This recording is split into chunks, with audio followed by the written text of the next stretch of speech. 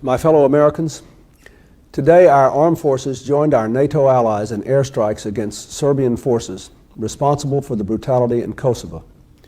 We have acted with resolve for several reasons. We act to protect thousands of innocent people in Kosovo from a mounting military offensive.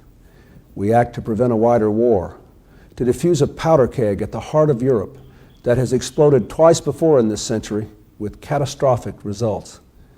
And we act to stand united with our allies for peace. By acting now, we are upholding our values, protecting our interests, and advancing the cause of peace. Tonight I want to speak with you about the tragedy in Kosovo and why it matters to America that we work with our allies to end it. First, let me explain what it is we are responding to. Kosovo is a province of Serbia in the middle of southeastern Europe, about 160 miles east of Italy. That's less than the distance between Washington and New York, and only about 70 miles north of Greece. Its people are mostly ethnic Albanian and mostly Muslim. In 1989, Serbia's leader, Slobodan Milosevic, the same leader who started the wars in Bosnia and Croatia and moved against Slovenia in the last decade, stripped Kosovo of the constitutional autonomy its people enjoyed, thus denying them their right to speak their language, run their schools, shape their daily lives. For years, Kosovars struggled peacefully to get their rights back. When President Milosevic sent his troops and police to crush them, the struggle grew violent. Last fall, our diplomacy, backed by the threat of force from our NATO alliance, stopped the fighting for a while and rescued tens of thousands of people from freezing and starvation in the hills where they had fled to save their lives. And last month, with our allies and Russia, we proposed a peace agreement to end the fighting for good. The Kosovar leaders signed that agreement last week. Even though it does not give them all they want, even though their people were still being savaged, they saw that a just peace is better than a long and unwinnable war. The Serbian leaders, on the other hand, refused even to discuss key elements of the peace agreement. As the Kosovars were saying yes to peace, Serbia stationed 40,000 troops in and around Kosovo in preparation for a major offensive and in clear violation of the commitments they had made. Now they've started moving from village to village, shelling civilians and torching their houses. We've seen innocent people taken from their homes, forced to kneel in the dirt and sprayed with bullets. Kosovar men dragged from their families, fathers and sons together, lined up and shot in cold blood. This is not war in the traditional sense. It is an attack by tanks and artillery on a largely defenseless people whose leaders already have agreed to peace. Ending this tragedy is a moral imperative. It is also important to America's national interest. Take a look at this map. Kosovo is a small place, but it sits on a major fault line between Europe, Asia, and the Middle East, at the meeting place of Islam and both the Western and Orthodox branches of Christianity. To the south are our allies, Greece and Turkey. To the north, our new democratic allies in Central Europe. And all around Kosovo, there are other small countries struggling with their own economic and political challenges, countries that could be overwhelmed by a large new wave of refugees from Kosovo. All the ingredients for a major war are there. Ancient grievances, struggling democracies, and in the center of it all, a dictator in Serbia who has done nothing since the Cold War ended but start new wars and pour gasoline on the flames of ethnic and religious division. Sarajevo, the capital of neighboring Bosnia, is where World War I began. World War II and the Holocaust engulfed this region. In both wars, Europe was slow to recognize the dangers, and the United States waited even longer to enter the conflicts. Just imagine if leaders back then had acted wisely and early enough. How many lives could have been saved? How many Americans would not have had to die? We learned some of the same lessons in Bosnia just a few years ago. The world did not act early enough to stop that war either. And let's not forget what happened. innocent people herded into concentration camps, children gunned down by snipers on their way to school, soccer fields and parks turned into cemeteries, 250,000 people killed, not because of anything they had done, but because of who they were. 2 million Bosnians became refugees. This was genocide in the heart of Europe, not in 1945, but in 1995. Not in some grainy newsreel from our parents' and grandparents' time, but in our own time, testing our humanity and our resolve. At the time, many people believed nothing could be done to end the bloodshed in Bosnia. They said, well, that's just the way those people in the Balkans are. But when we and our allies joined with courageous Bosnians to stand up to the aggressors, we helped to end the war. We learned that in the Balkans, inaction in the face of brutality simply invites more brutality. But firmness can stop armies and save lives. We must apply that lesson in Kosovo before what happened in Bosnia happens there too. Over the last few months, we have done everything we possibly could to solve this problem peacefully.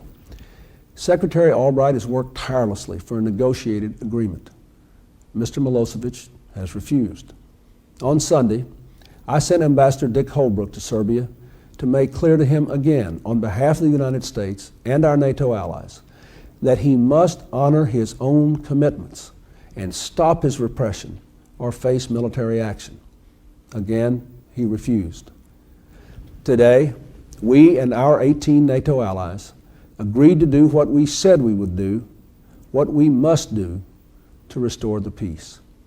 Our mission is clear: to demonstrate the seriousness of NATO's purpose so that the Serbian leaders understand the imperative of reversing course, to deter an even bloodier offensive against innocent civilians in Kosovo, and if necessary, to seriously damage the Serbian military's capacity to harm the people of Kosovo.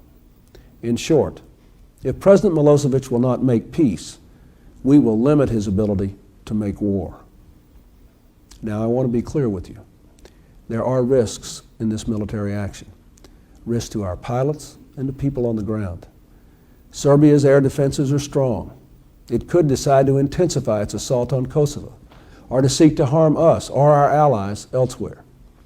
If it does, we will deliver a forceful response. Hopefully, Mr. Milosevic will realize his present course is self-destructive and unsustainable.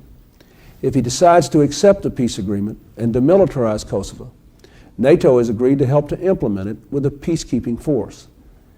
If NATO is invited to do so, our troops should take part in that mission to keep the peace. But I do not intend to put our troops in Kosovo to fight a war. Do our interest in Kosovo justify the dangers to our armed forces? I've thought long and hard about that question.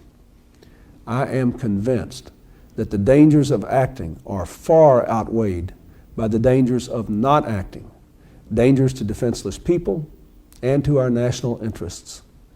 If we and our allies were to allow this war to continue with no response, President Milosevic would read our hesitation as a license to kill. There would be many more massacres, tens of thousands more refugees, more victims crying out for revenge.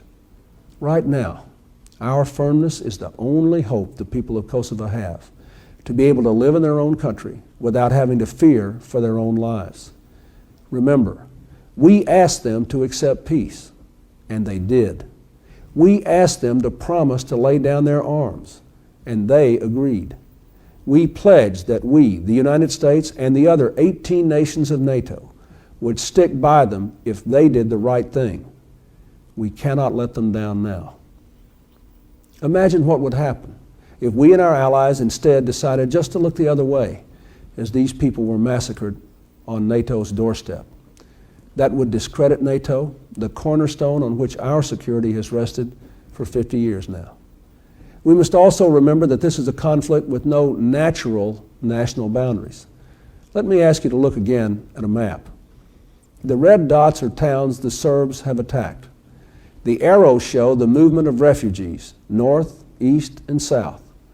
Already this movement is threatening the young democracy in Macedonia, which has its own Albanian minority and a Turkish minority. Already, Serbian forces have made forays into Albania, from which Kosovars have drawn support. Albania has a Greek minority. Let a fire burn here in this area, and the flames will spread. Eventually, key U.S. allies could be drawn into a wider conflict, a war we would be forced to confront later, only at far greater risk and greater cost. I have a responsibility as President to deal with problems such as this before they do permanent harm to our national interests. America has a responsibility to stand with our allies when they are trying to save innocent lives and preserve peace, freedom, and stability in Europe. That is what we are doing in Kosovo. If we've learned anything from the century drawing to a close, it is that if America is going to be prosperous and secure, we need a Europe that is prosperous, secure, undivided, and free.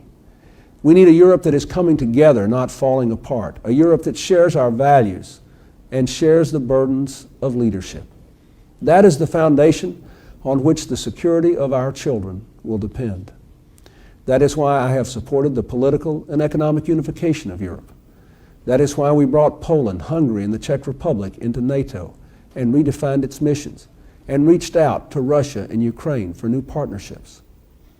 Now, what are the challenges to that vision of a peaceful, secure, united, stable Europe? The challenge of strengthening a partnership with a democratic Russia that, despite our disagreements, is a constructive partner in the work of building peace. The challenge of resolving the tensions between Greece and Turkey and building bridges with the Islamic world. And finally, the challenge of ending instability in the Balkans so that these bitter ethnic problems in Europe are resolved by the force of argument, not the force of arms, so that future generations of Americans do not have to cross the Atlantic to fight another terrible war. It is this challenge that we and our allies are facing in Kosovo.